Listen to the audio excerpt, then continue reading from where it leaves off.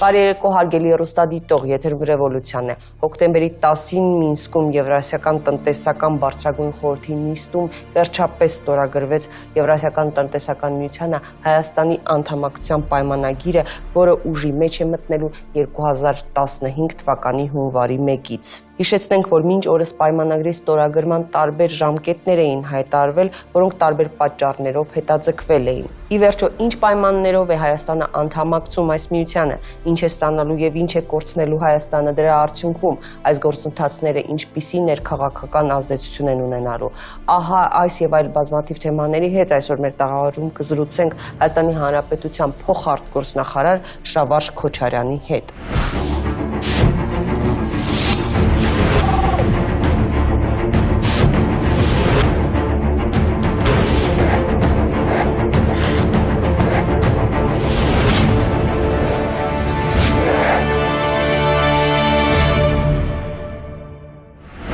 Շավարժ Քոչարյան ծնվել է 1948 թվականին Երևանում։ 1971 թվականին ավարտել է Երևանի Պոլիտեխնիկական ինստիտուտի տեխնիկական կիբեռնետիկայի ֆակուլտետը, ինժեներ-մաթեմատիկոսի մասնագիտությամբ։ 1975 թվականին ավարտել է Մոսկվայի Գենետիկայի համամիութենական գիտահետազոտական ինստիտուտի ասպիրանտուրան։ Կենսաբանական գիտությունների թեկնածու է գենետիկա մասնագիտությամբ։ Հեղինակ կամ համահեղինակ է 100-ից ավելի գիտական աշխատությունների եւ 30-ից ավելի տարբեր երկրներում արտոնագրված գյուտերի, այդ թվում ԱՄՆ, Մեծ Բրիտանիա, Գերմանիա, Ֆրանսիա։ 1971-ից 1990 թվականներին աշխատել է Հայաստանի հիմնարկներում, ավագ լաբորանտից մինչև բաժնի վարիչի պաշտոններում։ 1991-ից 2001 թվականներին ԱԺՄ հիմնադիր անդամ, 1992-ից 93 թվականներին ԱԺՄ վարչության նախագահ, 1990, 1995, 1999 եւ 2003 թվականներին ընտրվել է Հայաստանի Հանրապետության ազգային ժողովի падգամավոր, 1990-ից 95 թվականներին հանդիսացել է ազգային ժողովի արտաքին հարաբերությունների հանձնաժողովի փոխնախագահ, ազգային ժողովրդավարներ падգամավորական խմբի նախագահ, 1992-ից 95 թվականներին եւ 1999-ից 2003 թվականներին հանդիսացել է ԱՊՀ խորհրդարանական վեհաժողովում Հայաստանի Հանրապետության ազգային ժողովի պատվիրակության անդամ։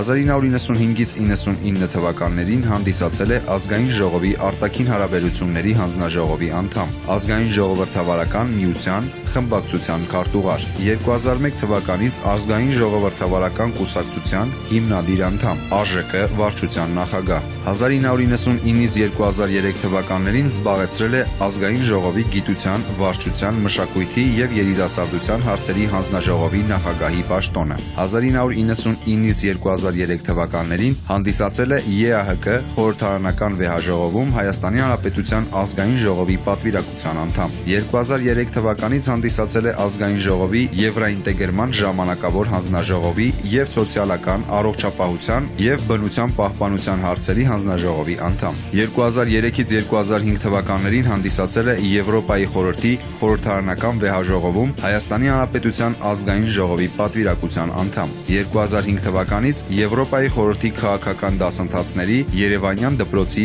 հոգաբարձումների խորհրդի անդամ է, դասավանդում է նույն դպրոցում, 2007 թվականի հուլիսից ղեկավարում է ժողովրդավարություն եւ քաղաքակրթություն հասարակական կազմակերպությունը, 2009 թվականին Երևանի Բրյուսովի անվան պետական լեզվաբանական համալսարանի եւ Երևանի Մխիթար Հերացու անվան պետական բժշկական համալսարանի հոգաբարձումների խորհրդի անդամ, 1986 թվականին պարգևատրվել է ԽՍՀՄ պատվոնշան շքանշանով, 2011 թվականին Լեռնային Ղարաբաղի Հանրապետության Սուրբ Մեսրոպ Մաշտոտ շքանշանով եւ մեդալով, ամուրի է, ունի 2 զավակ, 4 թոռնիկ։ Բարերեկո, պարոն Քոչարյան, շնորհակալ եմ մեզ հյուրընկալվելու համար։ Պարոն Քոչարյան, որոնք էին այն խոչընդոտները, որոնց պատճառով մինչ օրս ստորագրությունը հետաձգվում էր եւ տարբեր ժամկետներ էին նշվում, եւ արդյոք հոկտեմբերի 10-ի արդեն ստորագրությունը նշանակում է, որ այդ բոլոր խոչընդոտները հաղթահարված են, բոլոր հարցերը կարգավորված։ Նախ եկեք նշենք, որ իրականում մեր այս անդամակցության գործընթացը նույնիսկ աննախադեպ արագ է տեղի ունեցել։ Ընդամենը նախորդ տարվա սեպտեմբերի 3-ին հայտարարվեց այդ մասին, 24-ին դեկտեմբերի նախորդ տարվա ընդունվեց, հաստատվեց ճանապարհային քարտեզը, այսինքն այն միջոցառումների ծրագիրը, որը պետք է իրականացնի Հայաստանի Հանրապետությունը, որ դառնա Մաքսային միության եւ ընդհանուր տնտեսական տարածքի անդամ, այլ դեռ ոչ թե Եվրամիության։ Բայց նշվում էր ամեն դեպքում ստորագրության Ես մի հատ թվարկեմ, որովհետեւ շատ անգամ ցույց պատկերացում էր ձևավորվում։ Ընդ որում դա մոտ, ուրեմն ասեմ, մոտ 260 միջոցառումներ, լուրջ ծավալուն աշխատանք։ Ուրեմն ընդամենը նախորդ տարվա դեկտեմբերին է դա արվել։ Այո, հիմնականում մենք արդեն մայիսին այդ բոլորը ըստ էության գրեթե ավարտել էինք։ Մնում էին մի շարք տեխնիկական հարցեր։ Այն որոշումը, որի վրա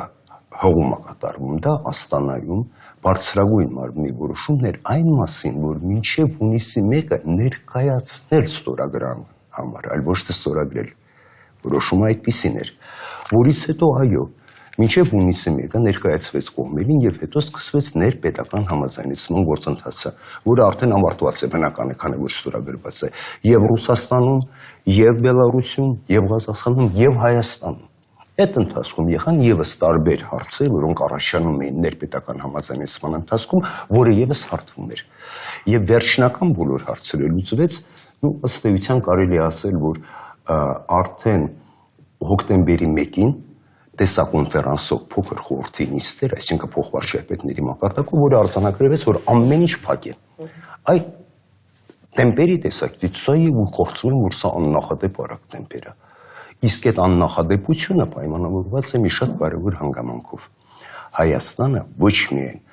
շատ բարեխղճորեն դրան մոտեցավ 22 աշխատանքային խմբեր, ներառելով լավագույն մասնագետներին, այլ նաև մենք ունեինք ռեֆորմների, տնտեսական բարեփոխումների շատ հարուստ արդեն փորձ, եւ դա շատ հարցեր կա, որը մեզ պետք էր չէր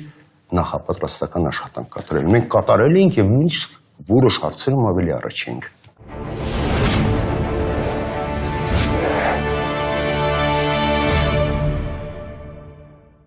Ինչպես հայտնի է, ժամանակի նույնիսկ նախագահն էր ասում, որ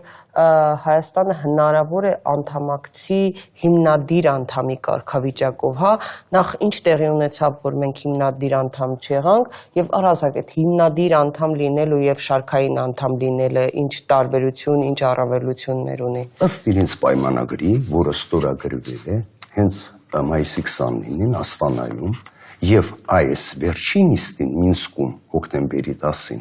իրենք արդեն արձանագրեցին, որ վավերացման գործընթացները 3-ն էլ ավարտել են։ Դրանով իսկ հունվարի 1-ից գործելու է այդ մեծ պայմանագիրը, իրենց պայմանագիրը, դեռևս անվանեն իրենցը։ Հիմնադիր անդամներինը։ Այդ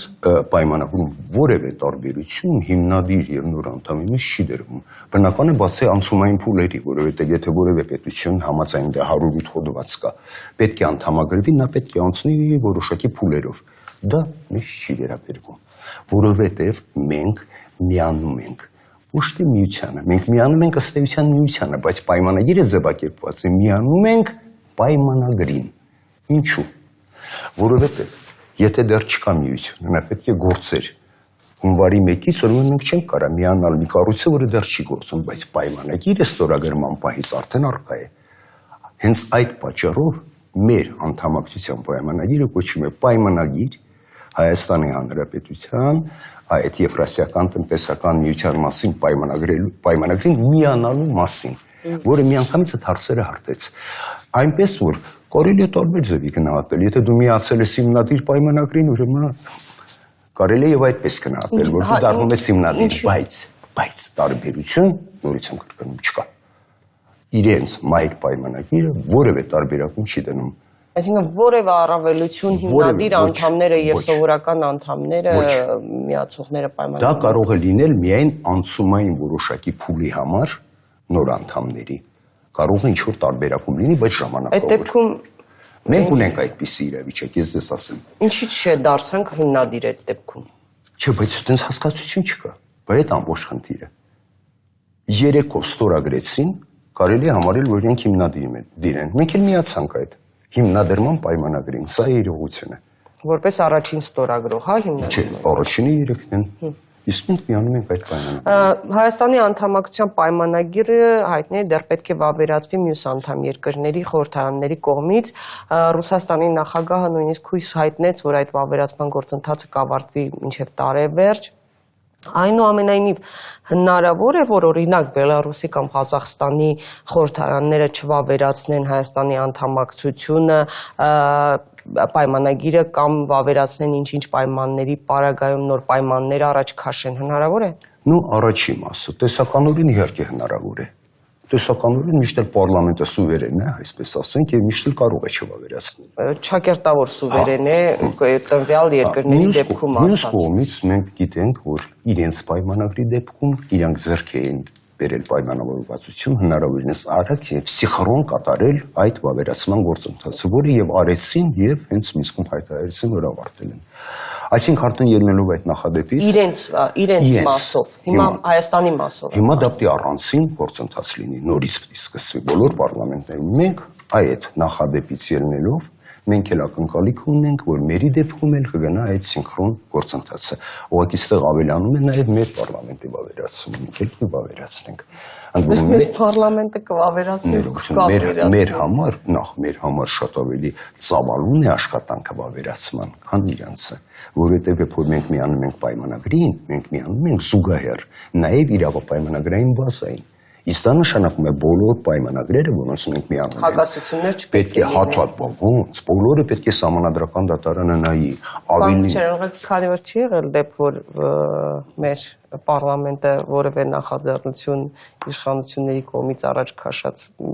մերժի, դրա համար առավել ևս որ հասկանալի է, որ նույնիսկ ոչ իշխանական ուժերը կողմ էին Եվրասիական միության, այնպես որ մենակ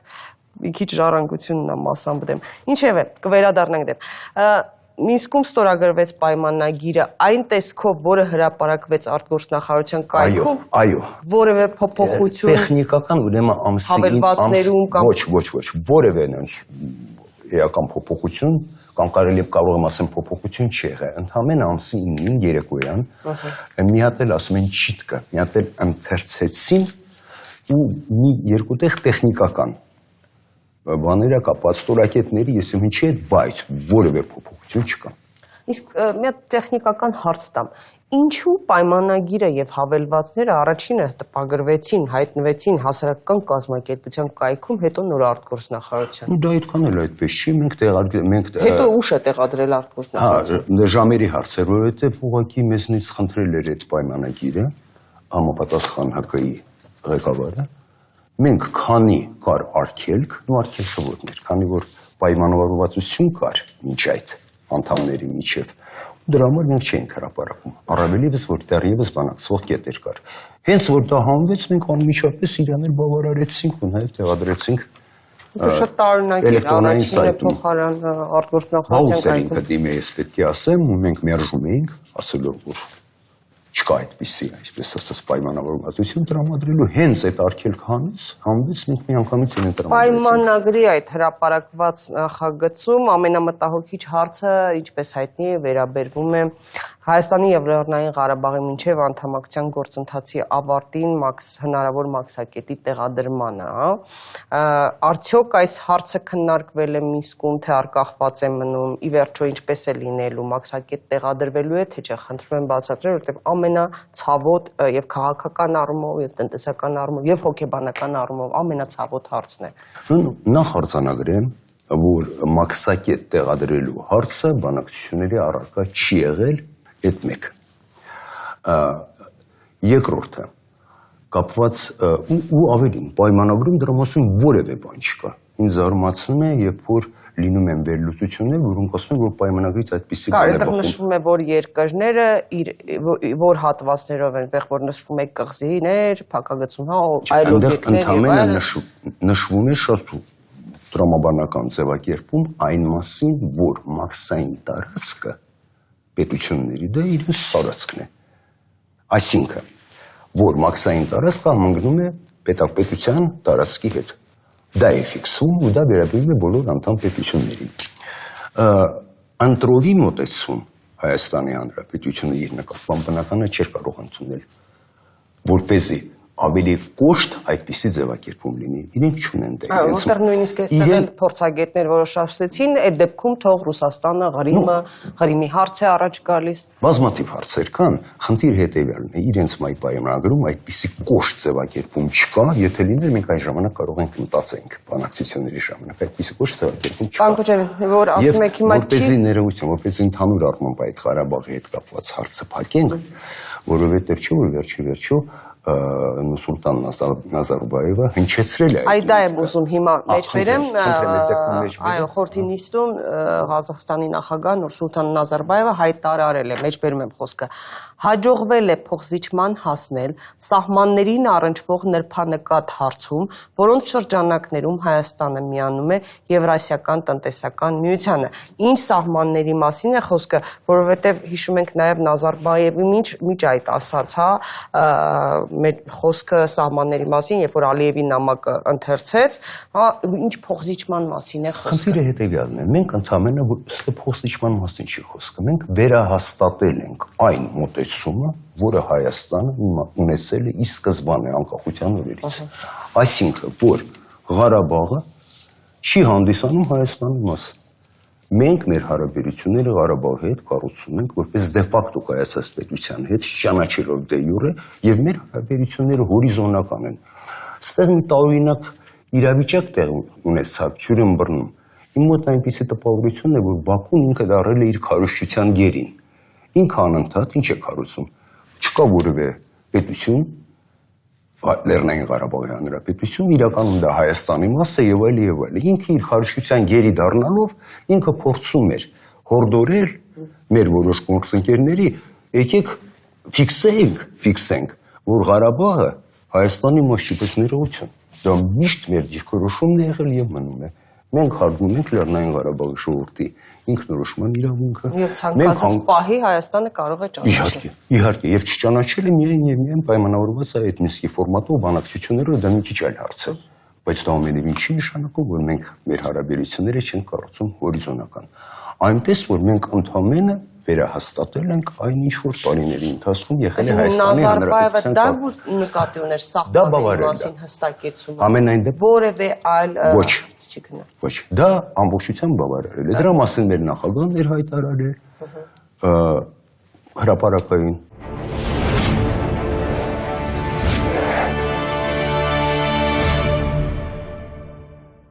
Ինչպես է կարգավորվելու ի վերջո ապրանքաշրջանառություն կա, հա, մաքսակետը կա թե չկա, ոնց է կարգավորվելու այդ հարցը։ Ինչպես եղել է, այդպես էլ կշարունակվի, որովհետև որևէ խնդիրներ Ղարաբաղը չի ունեցել եւ Ինչպես պետք է փոխհարաբերությունները ապրանքաշրջանառության դարձյալ տնտեսական առումով, ինչ որ իմաստով նաև քաղաքական կարգավորվի հարևան պետությունների հետ, տվյալ դեպքում Վրաստանի, Իրանի։ Դա կարևոր հարցադրում է,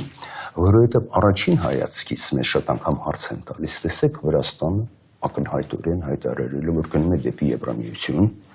ճիշտ է դա ճանապարհ պետք է անցնի, բայց արդեն ասոցիացիան համաձայնագրին է ստորագրել, խորը համապարփակ առևտրի գոտու, Հայաստանը գնում է դեպի Եվրասիական, արդեն ստորագրեց, դա խնդիրներ առաջացնում է թե ոչ։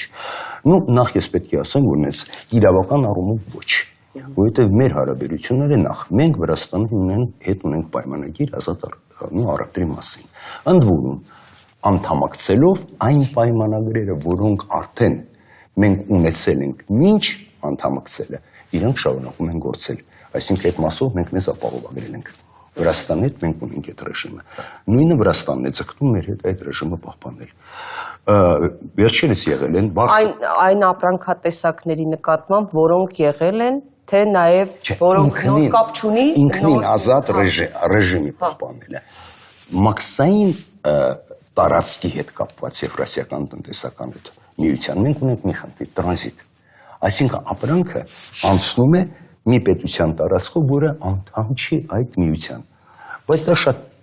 բավականաչափ պարզ պրոցեդուրա է վարվում եւ ավելին ասեմ, պատահական չի, որ մեր պայմանագիրը ունի հատուկ հավելված։ Դա վերջին հավելվածն է։ Հենց տրանզիտի մասին է խոսքում, որովհետեւ առանձնահատկությունն է Հայաստանի։ Եվ այդ տեսակետից վերջերս եղել են բարձր մակարդակի հանդիպումներ Հայաստանի եւ Վրաստանի ղեկավարության, մեր նախագահն է եղել Վրաստանում, իրենց վարչապետն է եղել եւ կողմերը հստակ արտահայտել են իրենց դիրքորոշումը, մոտեցումը, որ դա ոչ միայն չպետք է խոչընդոտ հանդիսանա, այլ նույնիսկ ավելին, օգտագործելով այն հանգամանքը, որ Վրաստանն ու Հայաստանը դառնում են այսպես ասած սահման երկու տնտեսական մեծ միությունների, այն նույնիսկ դա օգտագործել իշա եւ մեր պետությունների եւ ժողովուրդների։ Իստեղ կան տարբեր մեխանիզմներ, օրինակի համար Հայաստանում գործում է GSP+ ռեժիմը, չէ, արտոնյալ առևտուրը որի Եվրոպայի ժամկետը շուտով կլրանա։ Տարբեր իրավիճակներ կան, որտեղ եթե երկու պետություններ իրոք շահագրգռված են, դա կարող է օգտագործվել իշա մեր տնտեսությունների եւ տնտեսվարող սուբյեկտների։ Ամենայն դեպս տրամադրել։ Հիմա Իրանից ասեմ, եթե կարելի է։ Հիմա տեսեք, այս նոր ձևավորվող միության հանդեպ կա լուրջ հետաքրքրություն տարբեր պետությունների եւ տնտեսական միավորումների պետությունների կողմից։ Քանի տասնյակ պետություն դիմել են, որպեսզի համագործակցություն հաստատեն։ Դա կարելի է ազատ առևտրի ռեժիմ եւ այլ, մասնավորապես օրինակի համար այդտեղ մտնում է Վիետնամը, Իսրայելը, Հնդկաստանը։ Այդ հարցին շատ ուշադիր այդ հարց ուսումնասիրում է մեր հարևան Իրանը։ Բնական է մենք շահագրգիռ կլինենք։ Բացի նրանից, որ մենք Իրանի հետ ունենք որոշակի արտոնյալ ռեժիմներ, եթե ինքը դառնա գործընկերը ընդհանուր առմամբ ամբողջ միության, ապա բնական է դա բխում է մեր շահերից։ Այնպես որ ստեղ կան մեխանիզմներ տարբեր։ Այս վերջերս նույնիսկ մամուլում հրապարակվեց այսպիսի մի տեղեկատվություն, որ այն բրենդային ընկերություն կամ ընկերությունները, որոնք ներկայացված են արդեն Հայաստանում, կան, գործում են Հայաստանում, ունեն իրենց մասնաճյուղերը կամ ներկայացությունները, շարունակելու են աշխատել նույն մաքսային ռեժիմով, նույն ձևով են մաքսատուրքերը կանցվելու, սակայն դա հնարավոր է եղել ձեռք բերել եւս 3 տարի ժամկետ, որտեղ 3 տարի հետո արդեն նոր ընկերությունները, որոնք մուտք գործեն Հայաստան, բոլորովին այլ մաքսային ռեժիմում գործելու եւ այս 3 տարին մեր իշխանությունները կարողացել են բանակցությունների արդյունքում ձեռք բերել։ Կբացատրեք սա ինչ է լինելու։ Ստացվում է, որ 3 տարի հետո, եթե որևէ ընկերություն, բրենդային, որևէ ընկերություն ցանկացավ Հայաստանում մասնաճյուղ բացել, կամ կանցվելու են մաքսային միության Եվրասիական տնտեսականության գործող մաքսատուրքերով, կամ այն ներկայացությունների միջոցով, որոնք կան Եվրասիական տնտեսական միության անդամ երկրներում։ Այդպես։ Մոտավորապես դա է։ Այսինքն, եթե կա որևէ բրենդային, այսպես ասած, ընկերություն, որը եթե ունի արդեն ներկայացություն այդ տարածքում, ապա միայն իր միջոցով պետք է գա։ Կապ չունի Ղազախստան, Ռուսաստան, իր միջոցով պետք է գա, այդ արտոնյալը։ Ու դա չի տարածվում արդեն, եթե այլ տեղից ես բերում, ասենք թե նույն բրենդային ընկերության ապրանքը։ Մեզանում կա այսպես կոչված զուգահեռ ներմուծումը, պարալելն իմպորտ, որը իր մեջ ունի նաև առավելություններ, որովհետև այսպիսի կենտրոնացում իր մեջ նաև պարունակում է կոռուպցիոն ռիսկեր։ Հիմա, տվյալ պարագային մենք 3 տարի ժամկետ ստացանք։ Առնվազն այդ 3 տարին ու առնվազն ոչ այլ հենց 3 տարին։ Այդ 3 տարին նաև հնարավորություն կտա մեր գործընկերներին ապագա, որպեսզի իրենք էլ դիտարկեն։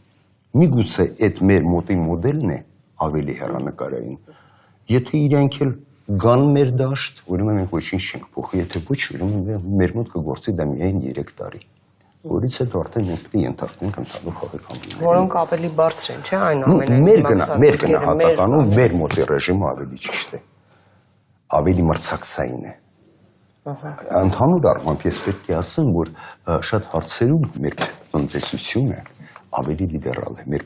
բարեփոխումներով ավելի լիբերալ է եւ ի տարբերություն օրինակ համար Հայաստանը, երբ որ ճանապարհային քարտեզն էին հաստատում, բազմաթիվ միջոցառումներ կար, որոնց կարիքը չկար, որ մենք կատարենք, որտեղ մենք արդեն կատարացենք։ Եվ կան դեպքեր, երբ որ նույնիսկ մի քանի քայլ առաջ ենք։ Այս այլ այն գործոնն է, ասեցի, որ մեզ օգնեց հարաբերական sense արագ կարողանալ լինել պատրաստ անդամակցության։ Հայաստանում եվրոպական երկրների մի շարք դեսպաններ եւ բարձրաստիճան եվրոպացի պաշտոնյաներ ասում են, որ Հայաստան Եվրամիություն համագործակցության հետագա քայլերը քննարկելու համար սպասում են Հայաստանի առաջարկներին, հա։ Հիմա ինչպես պետք է լինի, ինչպես պետք է կարգավորվի այդ հարաբերությունների ձևաչափը ճշտվել է, թե չէ, որտեղ մտավախություն կար նաեւ, որ այսուհետ այս Եվրասիական տնտեսական միության Հայաստանի անդամակցությունից հետո այլևս այդ երկրները պետք է բանակցեն, խոսեն Ռուսաստանի կամ այդ Եվրասիական միության բարձրագույն մարմնի հետ եւ Հայաստանի խոսքը այլևս որոշիչ չի լինելու։ Նախ եկեք արձանագրենք, որ նաեւ եվրոպական, այդ թվում նաեւ բարձրաստիճան պաշտոնյաներ մի բան էին արձանագրում, որ իրենք ցանկանում են տեսնել արդեն ստորագրված պայմանագիրը, որ պատկերացնեն, նաև իրենք պատկերացնեն իրենց փորձագետները, որտեղ կա սահմանափակում,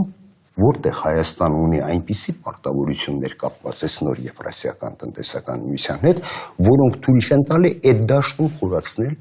առողջատնտեսական հարաբերությունները Հայաստանի հետ։ Այն մասում, որտեղ չկան այդպիսի սահմանափակումներ, մենք ազատ ենք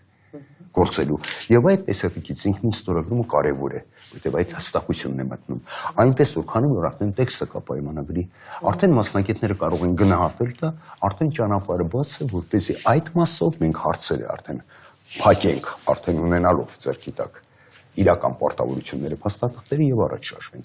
Ես մի բան կցանկանայի ավելացնել, որովհետեւ մեկ մարդկանց մոտ այնպիսի տպավորություն է կամ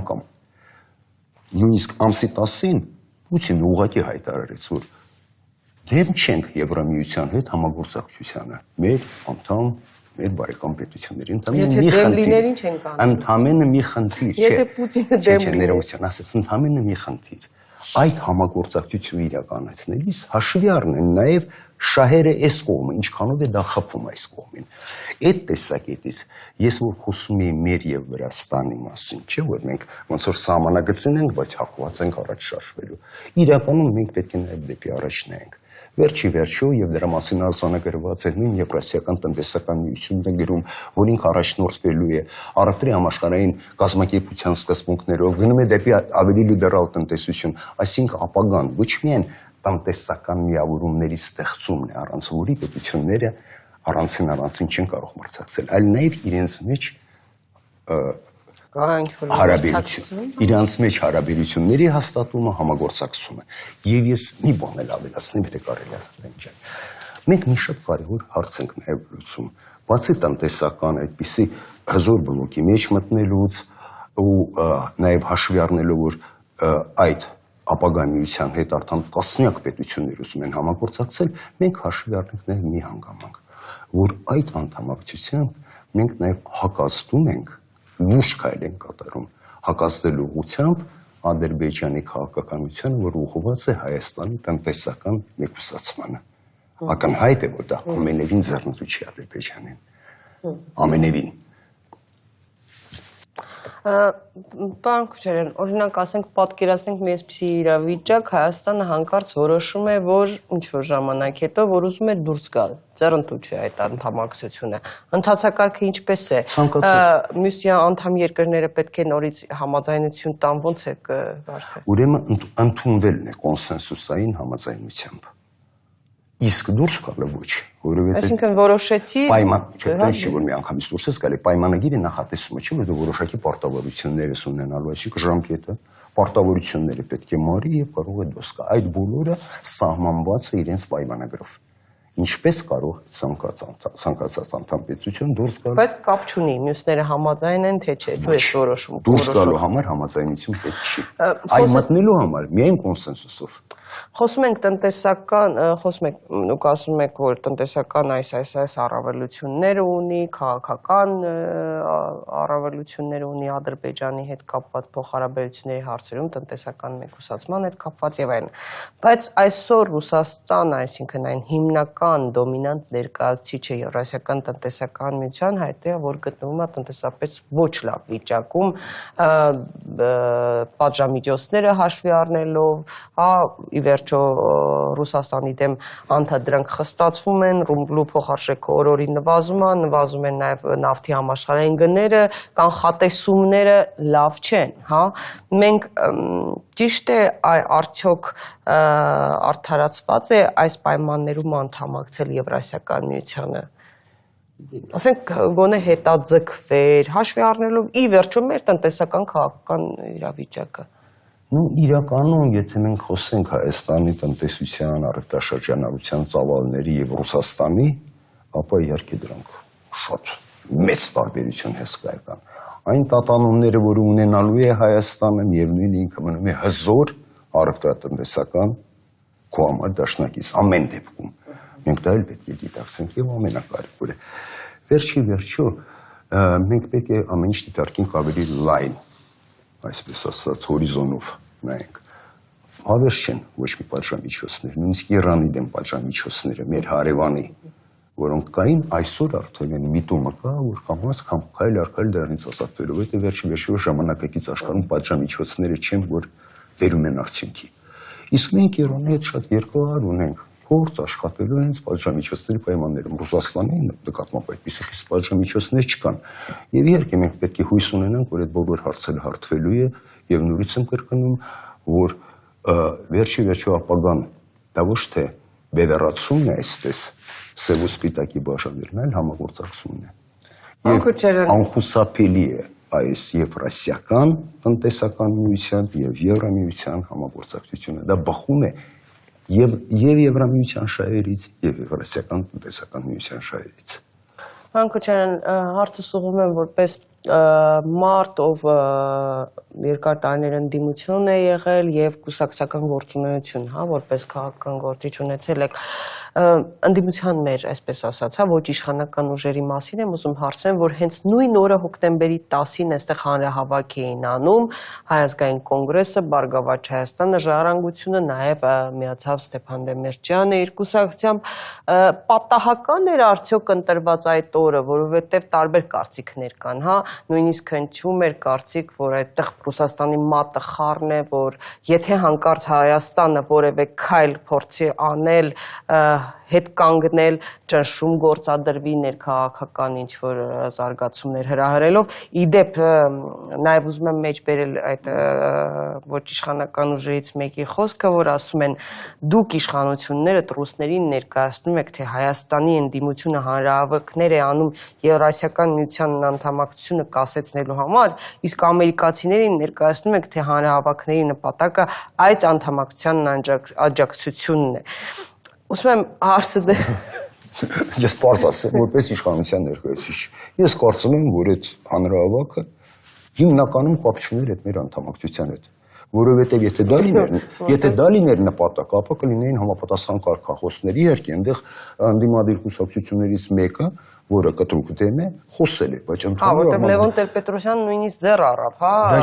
մարդկանց, որոնք ունեն այն արձանագրենք, որ դա չէր հանրահավաքի նպատակը։ Առաջինը, երկրորդը, մի քիչ իմ համար տարօրինակ է, որ Հայաստանը կարող էր քայլ անել հետ եւ այլն, այդպիսի միտում չի եղել։ Ինչի հենց նույն օրը հոկտեմբերի 10-ին։ Այդ արդեն կազմակերպիչները տոնում էին իսկապես Եվրասիական տնտեսական միության մուտքը, որովհետեւ բոլորը հիմնականում այդ կազմակերպիչները թող պատասխանեն, բայց մի բան կարող եք արձանագրել, որ հանրահավաքի ձողը, այսպես ասած, հիմնական կարգախոսը նա չէր, որ ուղղված է մեր անդամակցությանը։ Ինչու այնուամենայնիվ Հայաստանում բողոքի ալիք չբարձրացավ այս երևի մարդիկ ունեն իրենց հաշվարկները։ Այս իմաստով, հա, Եվրասիական տնտեսական Գործում են մարդիկ ունեն իրենց հաշվարկները եւ տեսնում են, որ այնուամենայնիվ գումարային դա Հայաստանի համացարն է։ Պետք է ամեն դեպքում Եվրասիական տնտեսական միության դեպքում ասել, որ այս պարագայում այս միակ եւ հիմնական հարցն էր, որտեղ իշխանություններն ու ընդդիմությունը համակարծիք էին ու նույնիսկ արտաքին քաղաքական հարցերի մեջ օրակարգ չմտավ, ձեռ առնվեց։ Նախ ես պետք է ասեմ, որ ասենք այսքան կարևոր ասենք, որ դա միակն է, մենք ունենք մի հարց, որտեղ մեր մոտ կա շատ լայն հասարակական, այսպես ասած, կոնսենսուս, դա Ղարաբաղի հարցն է։ Եկեք դա էլ ֆիքսենք եւ ամեն անգամ փառք Աստծո, այս ամռանը, երբ որ օգոստոսին Ադրբեջանը հերթական փորձեց այդ իր արկածախնդրությունը իրականացնել, մենք տեսանք ինչպիսի միավորում տեղի ունեցավ։ Եվ հակառակը ուղղակի չեմ պատկերացնում, որ լիներ։ Բայց ես Հասկանում Դա շատ լավ է, որ մենք այլևս չենք պատկերացնում։ Ուրեմն կա եւս մի հարց, որտեղ մենք ունենք ընդհանուր կոնսենսուս, որտեղ եւ ժողովուրդը, եւ կուսակցությունները, եւ ՀԿ-ները միանգամից միավորվում են։ Հիմա Ես չեմ ուզում ասեմ, որ համեմատեմ հիմա այս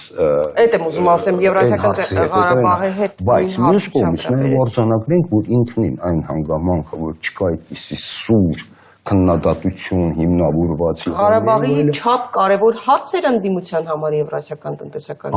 ավելի ճիշտ ես կարծում եմ փաստարկներ չունեն։ Միգուցե ծանոթանալու փաստարկներ չունեն, թե իսկապես որոշումները այնտեղ եւս կայացվում են Ռուսաստանից։ Ինչ է նշանակում եւս։ Արդեն ինքը եւս բառը իր մեջ ուրիշ երանգ է։ Ես ավելի շատ հակված եմ այնուամենայնիվ։ Գիտեք ինչ, մի քիչ ոնց ասեմ։ Ինձ մեր ընդդիմադիր գործընկերներին հարգալից վերաբերվել կարծում եմ, որ այնուամենայնիվ կուսակցությունները